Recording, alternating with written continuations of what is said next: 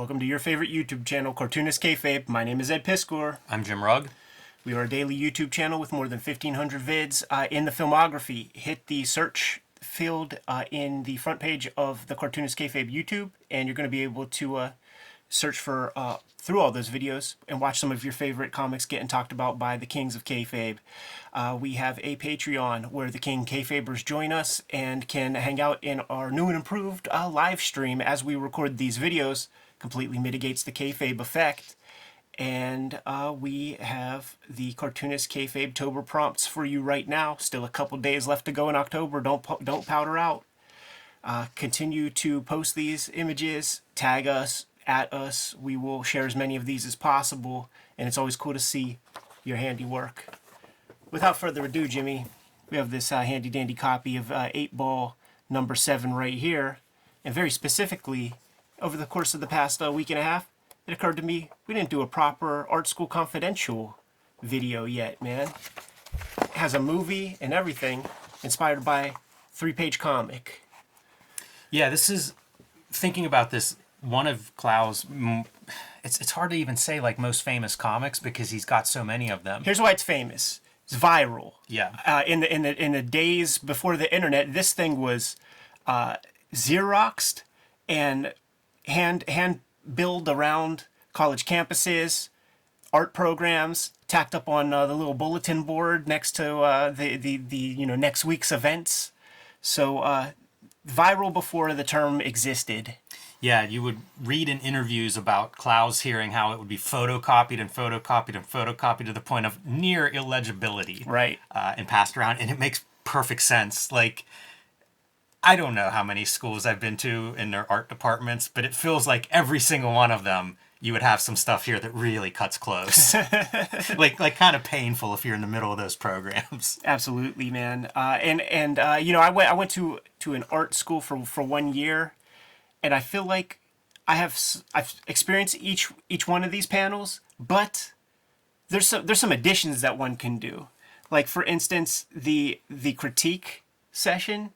I found, in my experience, and the people that I ask, I wonder, was this your same deal? Or if I would just hear stories about the class critiques, the most vocal critics in the class amongst the students, and I guess what happened, to explain to people that haven't been in such a program, you do the assignment for the week or whatever, you tack it up on the wall, and then you and the class go across each piece, talk about the pros and cons of each piece, and the instructor kind of chimes in at first typically, and then it's open to the room to talk about some things and to ask questions of the artist, and you just kind of go through everybody's assignment. The most vocal critic is always the least talented person, to a man.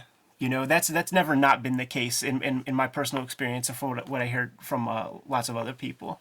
It's such a great setup, and I think it might be 4 pages, 3 or 4 pages. Very, very short considering it spawns a movie and has such a reputation. But like, it's almost, you could almost imagine this as being like that's actually a page, right? Which is amazing how dense this is. But going back to what I was saying about this being one of his most famous stories, except he has a whole catalog of famous stories, I think it's part of why I hold Clowes in high esteem, because anybody can do one great work. Yeah. Very few people can do 2, let alone 10 or 12 or whatever is on his resume. And it's remarkable that, this is such a short piece, and yet it feels like it has everything there. And it's almost like each of these pieces is its own component, right? Like here we're going to just bust on the teacher. Here we're going to bust on the class. Like there's a whole story in almost each of these panels. Right. And it doesn't feel, it's not like, oh, I'm bored of reading because this is like a novel in each panel. Not at all. Like it's kind of like peak cartooning in that there's a lot of economy and efficiency. A lot is communicated in the art, like it's all working together. So it feels like you're getting a whole story, even though it's one panel. And now you spread that around 3 or 4 pages, and it's like, damn, dude, like this is just an evisceration of art schools. Cartoonist Kayfabe is brought to you by The Books That We Make. Out now. Hip Hop Family Tree Omnibus. Thank you guys so much for supporting it. And if you did not, we still have some copies available. There are 2 rounds of Red Room that are out there. Antisocial Network and Trigger Warnings. Crypto Killers, the 3rd in the set, is coming out in 2024 in January. And X-Men Grand Design Trilogy trade paperback is coming to you in November. Another thing that's coming to you in November is the Street Angel Princess of Poverty collection that is the companion piece to Street Angel Deadliest Girl Alive. Jimmy's been self-publishing over the course of this past year, the BW Zine 1986 zine and True Crime Funnies. And of course, Hulk Grand Design is out there on the stands, but not for long. Now that we are done paying the bills, back to the video. It's fascinating. It hasn't lost any of its edge either. No. You do not need 8-Ball issue number 7 to get your hands on this comic. It's been collected in almost every big Dan Clowes collection, from, I believe, Lout Rampage to 20th Century 8-Ball to maybe the caricature I don't know if it's in that one or not. It might be. Yeah. But it's definitely been reprinted a lot. I think it's in some of those, like the Dan Clowes Reader. Right. I think it's in there. I think it's in the Artist Edition. We're debating that. Yeah. You know, we couldn't... I think it's in the monograph. I can't remember. We looked at, I think, the caricature layouts in that book Right. at one point. But yes, I mean, it's one of his famous stories. So, like, not hard to find it. And the way 8-Ball works, for those who are new to the game, this is almost like, it's a single-person anthology magazine. So think of if Mad Magazine was by one person at this stage of 8-Ball's development. So this is a complete feature. And that's one of the remarkable things about Clowes and 8-Ball, is that each feature he puts his all into. None of it is like really filler, Right. you know? And he's putting his all into each of these pieces. So this is a complete vision here. As you said, skewering, you basically just hitting everything. Yeah.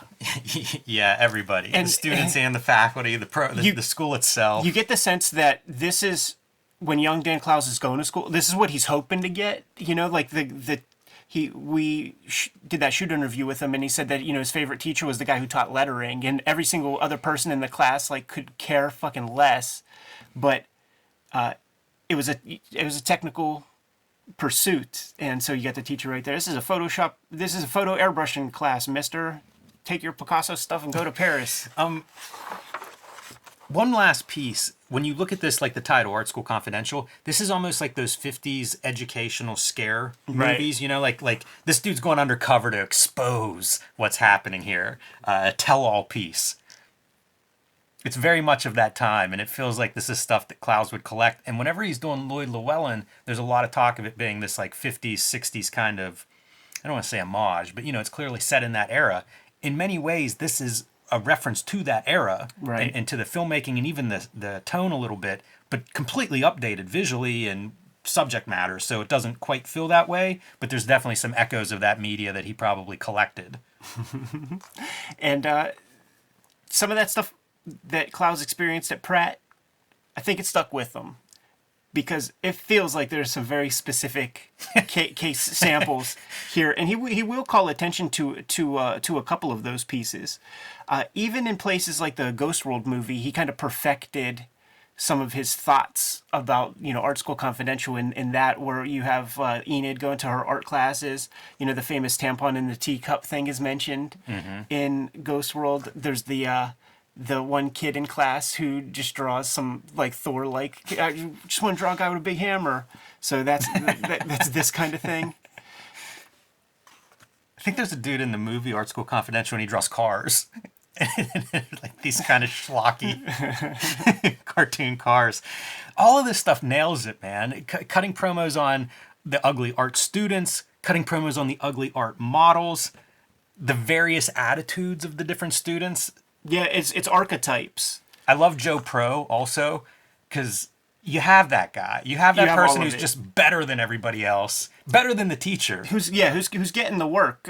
These guys, I think, you know, Rick Veitch and Steve Bissett, like they were getting some juice. Tim Truman was getting some juice, and Joe wanted to pump the brakes on that, and they had to build the professional works into the curriculum, like into their grades and stuff. Like you forego this bullshit assignment that you're having like the other kids do, and then you turn in the record album cover that you're working on as part of your assignment, and it humbles everybody else. But you do have the hopeless case too. Like when I went away to school, there was a guy who got expelled years before, and this is like his second go around after begging and pleading Joe to like come back. Dude was double everybody's age, and I haven't seen any comics from that dude in 20 years.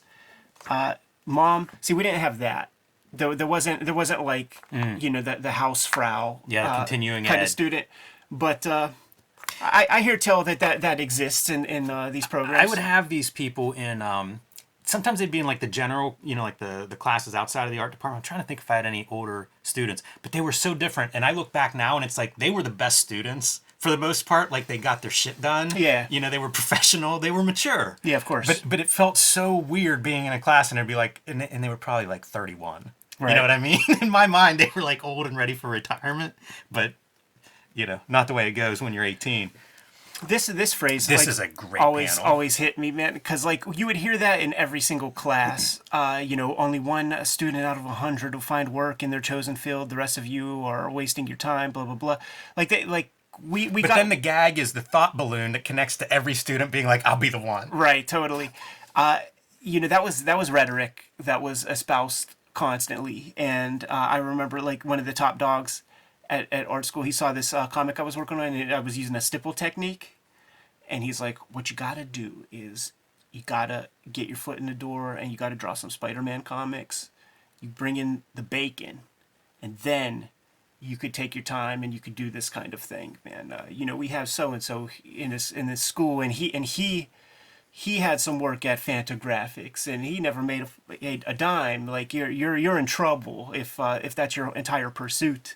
So it's like, and also, by the way, you're getting advice from people who are still there, like who need that $100 that Joe is given per week for the class. So, but you're also that malleable mind. You're that young mind that you're looking to these people for expertise.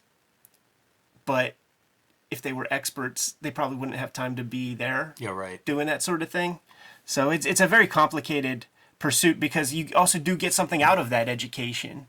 I'm a very visual learner myself, so to see a guy really swing a brush and ink a clean line, well, if I see you do it, then I know that it's at least possible.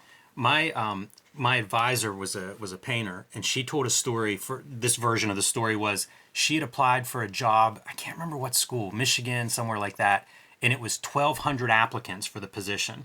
And she's like, they must just take like the top 1,000 or 1,100 applications and throw them in the garbage, because literally how could you go through that many? Right. And they're all relatively high quality, like you're presumably a professional, advanced degree, hopefully polished and proofread this application, so it would just be impossible to weed through 1,200 of those with nothing else to go on. I do wonder, and I would bet after about 6 they're the same. I do wonder, because I do know many people who have, I know several people who have went through several rounds of school for the pursuit of comics, and they still can't tell a 6-panel story, dude. So, like, I think you probably clearly, like, look at some of that and be like, okay, chaff.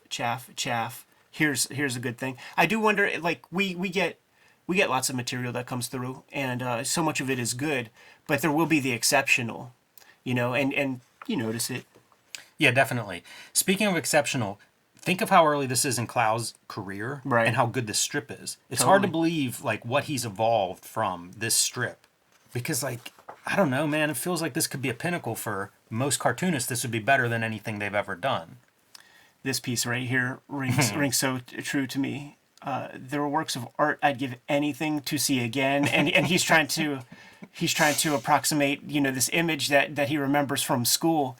And I have my versions of that, but it's never, in my mind, it's never like an insulting thing, except, well, see, that's not true, because like was this one kid who drew, like, he had several things that he liked to draw. It was the kid that, like, in your young high school life might be able to draw a Mac 10 really well and draw that over and over again. And then, on the flip side, you have the horse girl, right? Who could draw the horse.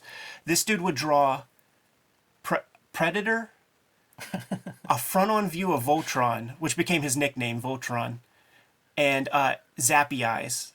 And so, like, every, like the cable eye. Yeah. So every assignment had that built into it. And one story we did was, like, do a 2-page origin of Batman. And there were Zappy Eyes and Voltrons in that mixture. But he also drew his famous piece was a splash page, and he had clouds behind the sun, like clouds in the sky, and then the clouds get cut off by the sun, and it was famous at school. Like that was a much Xerox. That's very funny.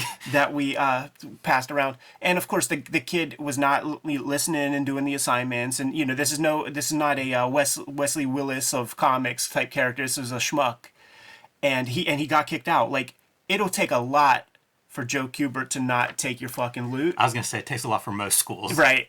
And so like he pushed all those teachers to the brink where Joe was like, okay, man, I guess I'm gonna have to give you a 40% kickback of what you put in, and all the drawing tables, they had this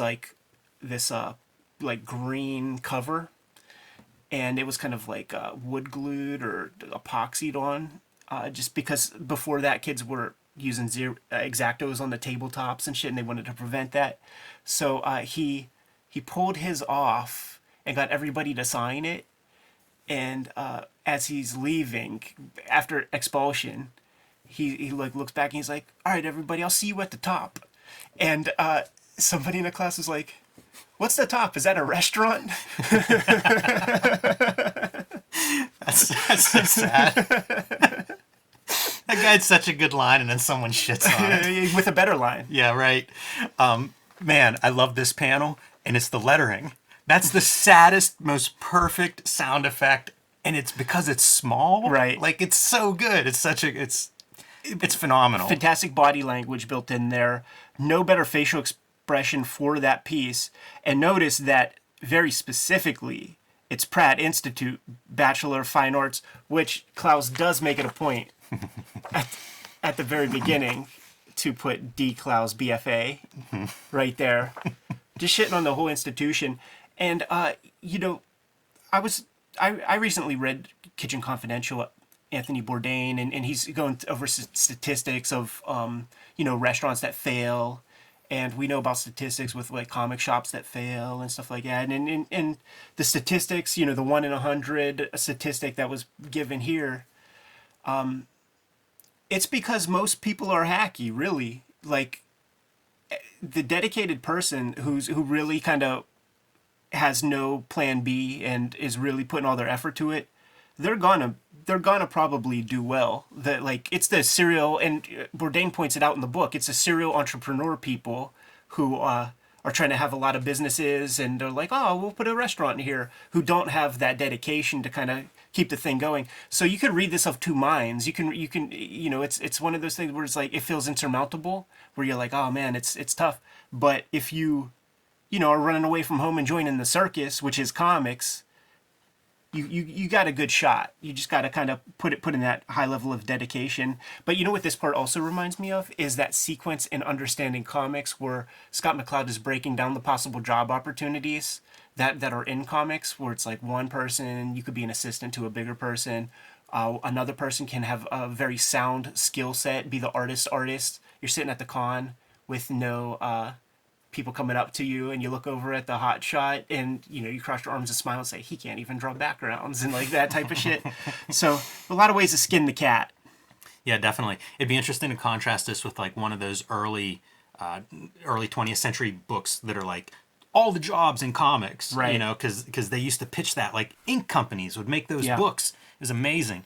I love this too. Like, it closes out on one last final shot where like the art teacher who's doing spot illustrations for plumbing textbooks is shitting on the student who wants to make comics. I love it because that's another piece that like rang so true.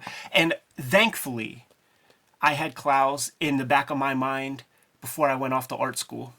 So he's dropping some science right here. He's dropping some game, and by making fun of things in these situations. And you can imagine that this is the kind of thing that would cause this comic to go viral. Like, maybe even this panel gets blown up and you fucking put it on you don't shine the apple and put it on the teacher's desk. You slap that one down because my teachers were guys who were drawing coloring books, and they were drawing stuff that would be on scratch off lottery tickets and shit like that. So you have to consider the source whenever you're endeavoring to become a pro in the game or something, like, you have to consider the source, and like, who is your instructor, like what kind of stripes do they have, and if the stripes are coloring books, maybe you take it with a grain of salt a little bit.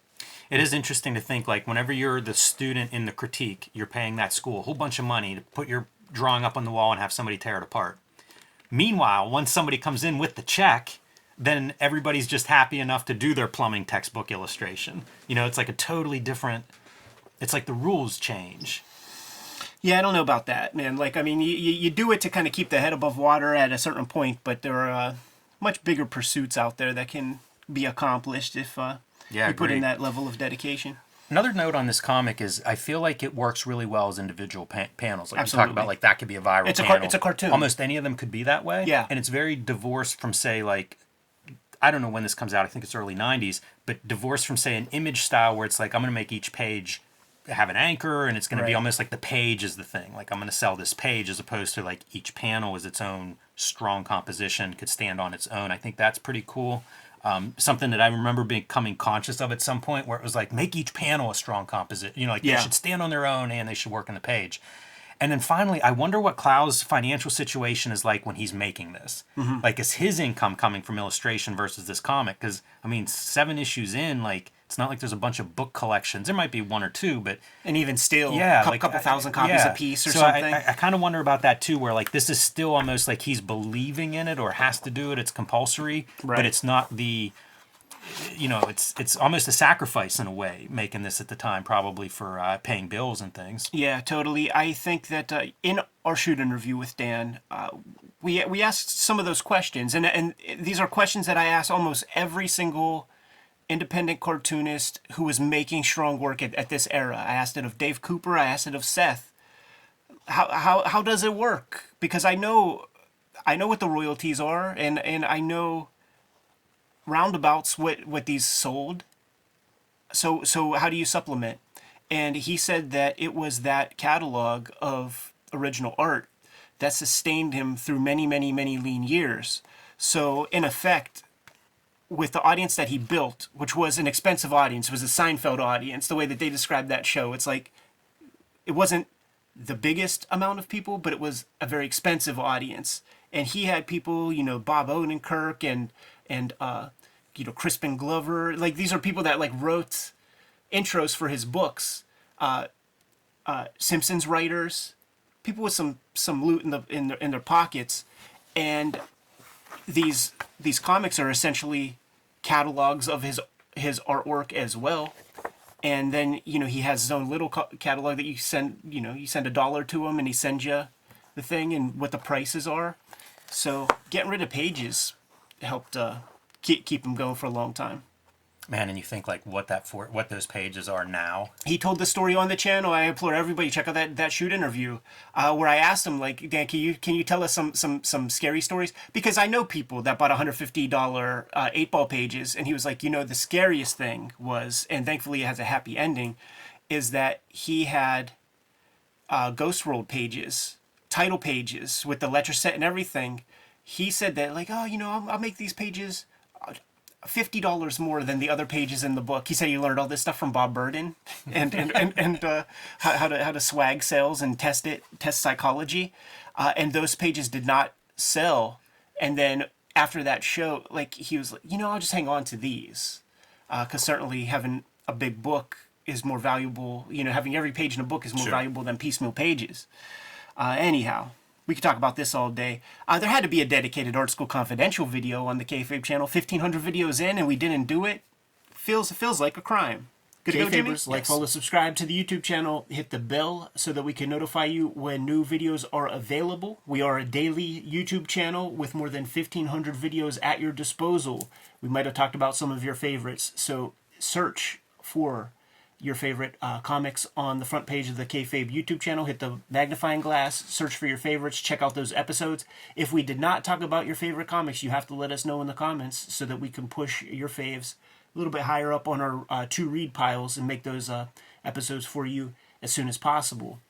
the Patreon exists for the King Kayfabers to get all of the videos before anybody else does. It mitigates the kayfabe effect. The things that we talk about on this channel, things like the Escapo trade paperback, whatever, they become very expensive if you can even find them online at all. And it's always the King Kayfabers who get earliest dibs at those copies by getting the fully produced videos, plus the live stream recording sessions that we do while we produce the videos. Ultimately, though, the videos are brought to you by the books that we make. Before you is a good smattering of our bibliography, but we make new comics all the time. So, Jimmy, let the people know what you got. I've been self-publishing lately. I have True Crime Funnies, a collection of 3 short nonfiction stories. 1986 zine is a celebration of the greatest year in comics history, 1986, looking at everything from Dark Knight to Mouse to Teenage Mutant Ninja Turtles and their many ripoffs. And the BW zine, looking at the black and white explosion, self-publishing, and small press books of the 1980s. These are all available right now on my website, jimrugg.com. Coming up in November, I will have a new volume of Street Angel. Street Angel Princess of Poverty will be out from Image Comics at the end of November. You can pre-order or reserve that one now. It is a companion piece to Street Angel, Deadliest Girl Alive, also available from Image Comics. Together, these 2 books will collect all of my Street Angel comics that I have created so far. And finally, Hulk Grand Design, my contribution to the Grand Design stories, one of the books I'm most proud of making. This thing is out of print at the distro level, which means if it's at your comic shop, scoop it up, because it is going to disappear and be hard to replace. Prices are already going up online for these, so if you haven't added Hulk Grand Design to your collection yet, do that now. The Hip Hop Family Tree Omnibus is out there in full effect. Thank you guys so much for supporting it if you did. And if you have not yet, right at this moment at least, there's some steep discounts online that you could find if you don't have a good comic shop in town. 504 pages with about 140 plus pages of additional material. It's going to serve all customers. The people who read Hip Hop Family Tree in the past, you're getting a lot more material to chew on. And if you've never seen Hip Hop Family Tree before, like, now is the time. Or generating new readership with this latest Hip Hop Family Tree Omnibus. Let's sell it out before 2023 closes out the calendar year. I think that's a noble goal, and we're more than 75% of the way toward that goal. Not the only holiday piece I'm having come out in 2023. There's going to be an X-Men Grand Design Trilogy trade paperback coming to you. It's going to include all of my X-Men Grand Design works in one handy package. It's going to be the size of a comic. It's going to be smaller than the Hip Hop Family Tree size big books, but that is coming to you in November. Red Room has been the focus for the past couple of years. There are 2 trade paperbacks out right now, the Antisocial Network and Trigger Warnings. Third's going to come to you in January. It's called Crypto Killers.